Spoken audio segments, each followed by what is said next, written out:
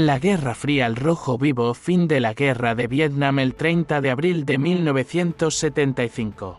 Un helicóptero estadounidense despejaba desde la azotea de la embajada en Saigón.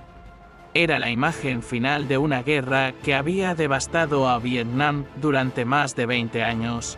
Las tropas comunistas del Vietcong y Vietnam del Norte tomaron la ciudad de Saigón, que pronto fue rebautizada como Ciudad Ho Chi Minh. La caída de Saigón marcó la derrota de Estados Unidos y la reunificación de Vietnam bajo un régimen comunista.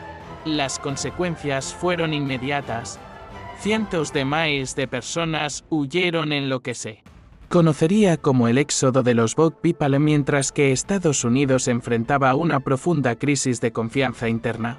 Dictaduras, transiciones y golpes militares. España, el fin de una era. El 20 de noviembre de 1975 murió Francisco Franco, el dictador que gobernó España con puño de hierro desde 1939.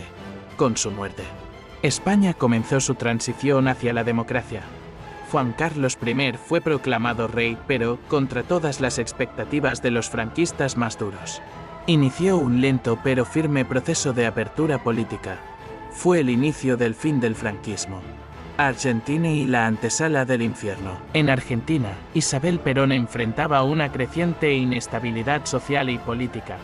La violencia entre la guerrilla de izquierda y los grupos paramilitares de derecha, como la AAA, teñía de sangre las calles. La represión ilegal se intensificó y el país parecía estar al borde del colapso. Todo esto era el preludio del golpe militar que llegaría en 1976. Chile, la consolidación del régimen de Pinochet. Augusto Pinochet, tras su golpe en 1973, consolidaba su poder con represión brutal. En 1975, el gobierno chileno ejecutó operaciones sistemáticas de desaparición de opositores. La Operación Colombo. Una maniobra propagandística que pretendía justificar la muerte de más de 100 disidentes. Se desarrolló ese año con el apoyo de dictaduras vecinas, conflictos y guerras alrededor del mundo. La guerra civil en Líbano. En abril de 1975 estalló la guerra civil en el Líbano, lo que comenzó como un enfrentamiento entre milicias cristianas y palestinas rápidamente escaló hasta convertirse en un conflicto sectario, político y religión. Grupos musulmanes chiitas, sunitas, drusos, cristianos maronitas y fuerzas palestinas, todas con agendas diferentes, hundieron al país en un caos que duraría hasta 1990.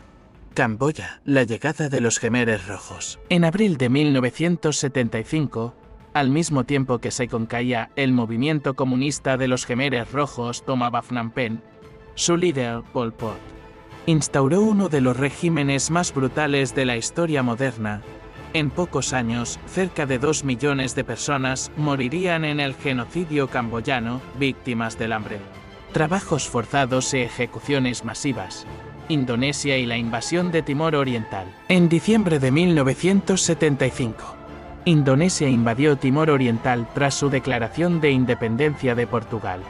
La ocupación provocó la muerte de decenas de miles de civiles y fue duramente condenada por la comunidad internacional, aunque muchas potencias, como Estados Unidos y Australia, mantuvieron el silencio por conveniencia geopolítica. Avances y tragedias en la ciencia y la tecnología. Inicio de la era espacial conjunta, Proyecto Apollo-Soyuz. En julio de 1975, un evento inédito sucedió. Una cápsula estadounidense Apollo se acopló en el espacio con una nave soviética Soyuz. Este encuentro, llamado Apollo-Soyuz Test Project, simbolizó una breve tregua entre las dos superpotencias. Fue un gesto de distensión durante la Guerra Fría y un precursor de futuras colaboraciones espaciales. Cultura, música y movimientos sociales. El auge del punk y el declive del hipismo. 1975 marcó el inicio del fin de la era hippie. La música comenzaba a expresar rabia, desencanto y ruptura. En Nueva York, bandas como Ser Ramones y Patti Smith Group estaban redefiniendo el sonido. En Londres, los Sex Pistols ya ensayaban su provocación antisistema. Al mismo tiempo, nacía el disco con fuerza. Artistas como Don Same y bandas como Case and the Sunshine Band comenzaban a dominar las pistas de baile con una mezcla de funk, soul y ritmos bailables. Cine, del tiburón al suspenso político. En 1975 se estrenó Josh Tiburón, dirigida por Steven Spielberg, que se convirtió en el primer blockbuster del cine moderno. El éxito fue tan colosal que cambió la forma de estrenar películas. También destacaron filmes como One Flew Over the Nest, Atrapado sin salida, que ganó el Oscar a Mejor Película, y el cine político estadounidense tomó fuerza con películas como 3 Days of Second, que reflejaban la paranoia post-Watergate. Deporte, leyendas en gestación y momentos históricos. Fútbol, la Europa y Sudamérica vibraban en Europa. El Bayern Múnich ganaba la Copa de Campeones de Europa, ahora Champions League, por segunda vez consecutiva.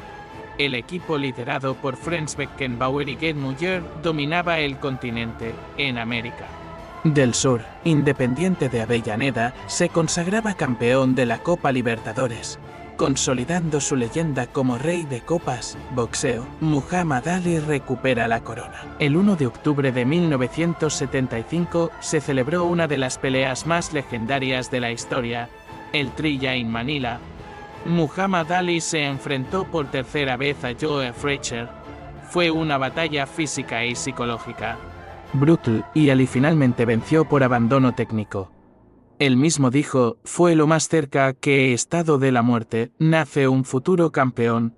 En 1975 nació Tiger Woods, quien en el futuro revolucionaría el golf con su talento, carisma y rompimiento de barreras raciales. Economía y crisis mundial. Crisis del petróleo y desempleo. La crisis petrolera, desatada en 1973, aún tenía fuertes repercusiones en 1975. La inflación y el desempleo golpeaban a muchas economías occidentales y entró en recesión técnica. En Europa, los gobiernos luchaban por estabilizar sus monedas y contener el malestar social, derechos humanos y movimientos feministas. En países como Estados Unidos y Reino Unido, el movimiento feminista ganaba terreno. En 1975, la ONU declaró el Año Internacional de la Mujer, impulsando debates sobre igualdad salarial, acceso al aborto y representación política. También se fundó Human Rights Watch, una organización clave en la defensa de derechos humanos a nivel global. Hechos curiosos y cultura general. Microsoft fue fundado oficialmente por Bill Gates y Paul Allen en abril de 1975. El nacimiento de esta compañía sería el punto de partida de la revolución digital. En Japón, se introdujo la primera videoconsola doméstica de gran escala, la Pong de Atari. Se estrenó el primer episodio de la serie cómica británica Fawlty Towers, protagonizada por John Cleese. 1975 fue un año de transiciones: el fin de la guerra de Vietnam, la muerte de Franco, la aparición del punk, la pelea de Ali, el nacimiento de Microsoft. Todo parecía anunciar que el mundo dejaba atrás una era, pero que el futuro traía sus propias sombras. La Guerra Fría no terminaba, solo mutaba. Las dictaduras no morían, solo se reciclaban.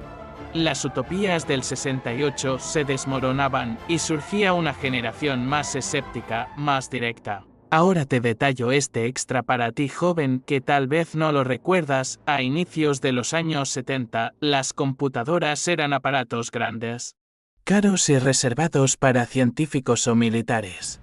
La idea de jugar con una máquina parecía absurda, pero un grupo de visionarios comenzaba a imaginar algo más.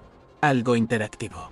Algo que pudiera entretener a las masas. Entre ellos, un joven ingeniero llamado Nolan Bushnell, amante de los juegos de arcade y de la ciencia ficción. Creía que el entretenimiento electrónico tenía un futuro. El nacimiento de Pong. En 1972, Bushnell cofundó Atari, junto a Ted Debney. La empresa era apenas una oficina con cables, osciladores y una sola visión: llevar los videojuegos al gran público. El primer proyecto fue una copia del juego Spacewar, pero pronto pensaron en algo más accesible. Bushnell contrató a un joven ingeniero llamado Alan Alcorn, y como ejercicio de prueba, le pidió que desarrollara un simple juego de tenis de mesa. Una pelota que rebotara entre dos líneas como raquetas controladas por dos jugadores. Ese juego, sin saberlo, se convertiría en una leyenda. Pong. ¿Cómo funcionaba Pong? Pong era un juego tan sencillo como adictivo. En una pantalla negra, una línea vertical a la izquierda y otra a la derecha representaban las paletas. Una pequeña pelota, realmente un cuadrado blanco, rebotaba de lado a lado. Cada jugador movía su paleta verticalmente con una perilla o dial tratando de devolver la pelota. Si fallabas, tu oponente ganaba un punto. No había niveles, ni enemigos, ni colores. Solo reflejos. Competencia directa y diversión pura. La revolución del arcade. Atari instaló la primera máquina de prueba en un bar llamado Handicap St. Ben en California. En pocos días, el dueño del bar llamó a la empresa.